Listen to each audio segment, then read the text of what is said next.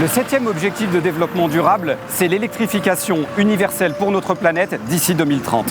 Les énergies renouvelables agissent en véritable levier des thématiques du développement. La santé, l'éducation, l'agriculture, l'entrepreneuriat et bien sûr la préservation de notre environnement. Nous vivons ici en Afrique une 3e révolution industrielle qui est composée des nouvelles technologies et des énergies renouvelables.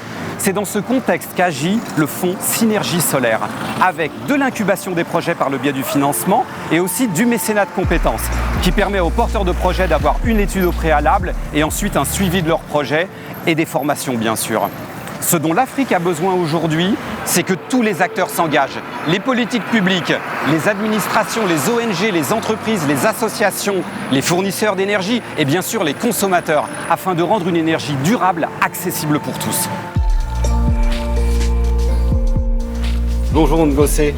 Bonjour Thierry, vous êtes présentement au centre d'accueil et d'hébergement de Futur au Présent qui accueille des enfants victimes de maltraitance et ce programme est un des programmes sociaux qui permet de sortir ces familles de la grande précarité.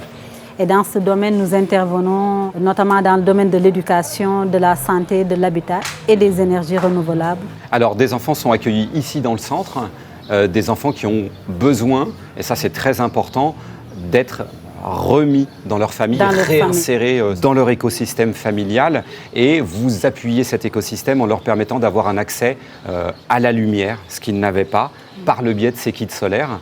Et ça, c'est vraiment très important parce que ça leur permet, tu me l'expliquais un petit peu, d'étudier, d'avoir des activités à la tombée de la nuit alors que d'habitude on est dans le noir. Voilà. Parce que parfois ça permet de recharger les téléphones mobiles, ça permet de faire d'autres choses, de pouvoir peut-être recharger un ordinateur et ça aussi c'est très important. Voilà, on est très satisfait des résultats. Nous nous sommes rendus au niveau des familles pour savoir s'il n'y avait pas des problèmes. La démonstration s'est bien passée lors des remises de kits.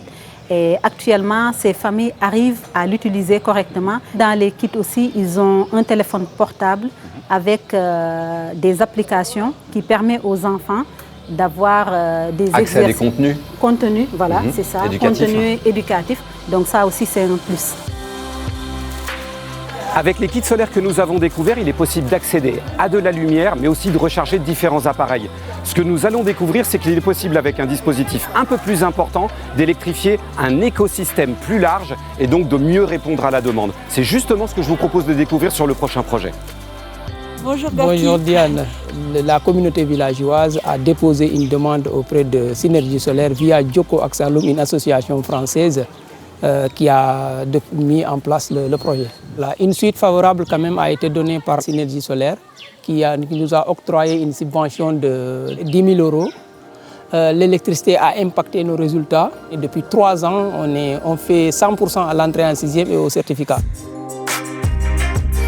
Ce que nous avons vu ici à Djoko Aksalum, c'est un projet qui est concentré sur une thématique primordiale, bien sûr, l'éducation. Mais parfois, dans certaines zones rurales, c'est l'eau qui est primordiale et beaucoup plus urgente. C'est justement ce que nous allons découvrir sur ce prochain projet. Bonjour Ben.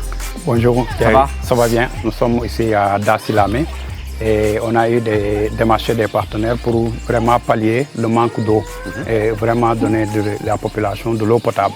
C'est Hydraulique Sans Frontières qui a émis le besoin directement vers le fonds Synergie Solaire. C'est payant l'eau? Oui, c'est payant. Donc 10 francs la bassine. Okay. Donc, ça fait quelle quantité? 25 litres. Il y a un comité de gestion qui a été mis sur place qui réunit tous les 3 villages. Ouais. Donc, et dans chaque site, nous avons une gérante et un superviseur. Le fait de protéger le puits, ça a permis de diminuer les maladies hydriques, c'est ça? Oui, effectivement, parce que quand on a discuté avec l'infirmier chef de poste, il a eu moins de malades au niveau par rapport lié à l'eau. Tout le monde est content parce que vu la qualité de l'eau, vu l'effort qu'ils fournissaient avant pour avoir l'eau, donc vraiment que c'est une aubaine pour eux. Nous pensons à passer du puits, de seau d'eau, puiser de l'eau avec la corde, jusqu'à avoir un raccordement pour que chaque maison ait son robinet, sa propre robinet.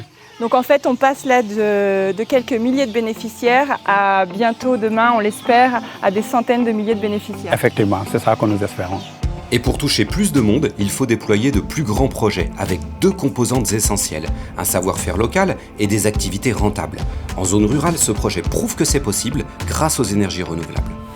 Alors Babacar, ici on est à Ndem, donc en fait il y a 200 personnes impliquées sur ce projet sur vraiment une thématique forte qui est les activités autour de la couture, mais ça touche plein d'autres activités transverses. Nous faisons des ameublements, des draps, des couvre-lits extra, de la confection. Ces femmes qui vont venir aujourd'hui s'inscrire ici, elles vont être formées, elles payent pour cette formation? Comment ça se passe? Non, elles ne vont pas payer. Au début, ils vont venir pour un test. On va les former gratuitement. Suivant leur demande de vouloir travailler, on va leur mettre dans un atelier. Au début, on va les former. Et au bout de 3 mois, on les introduit en processus de production qui vont être rémunérés mensuellement. Ça, c'est hyper important en zone rurale, justement, pour permettre à ces familles de rester au sein de cette communauté. Voilà, d'où l'objectif du projet d'ailleurs, comme on a énuméré au début, pour lutter l'exode rural. Il ne faut pas oublier qu'on est labellisé par la WFTO, le World Fair Trade Organization, qui labellise le commerce équitable. On a aussi 4 boutiques au niveau national.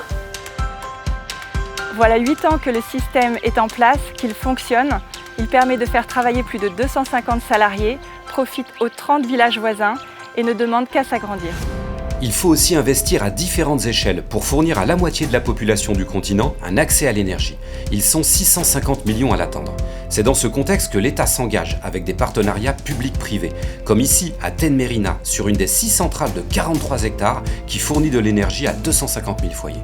Le développement des systèmes off-grid a un gros potentiel au Sénégal et de manière générale en Afrique de l'Ouest avec des systèmes de prépaiement et la maintenance également qui s'y est. Mais je vois ça comme vraiment un cap intéressant en coordination avec les centrales traditionnelles qui sont sur le grid. Donc, puisque au fond, certaines populations rurales, ce dont elles ont besoin, c'est parfois d'une petite lampe. Ce qu'on appelle un peu les nano-projets. Et puis ensuite un petit changement d'échelle. Et ensuite l'espoir de pouvoir être raccordé avec une énergie propre comme celle-là. L'Afrique a une belle part à jouer et des expériences intéressantes à partager avec le reste du monde.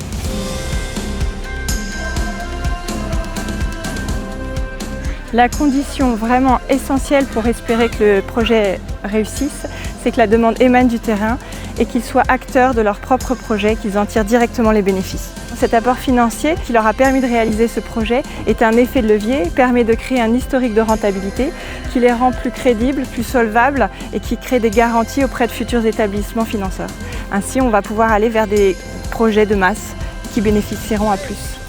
Finalement, c'est un peu ça aussi les objectifs de Synergie Solaire?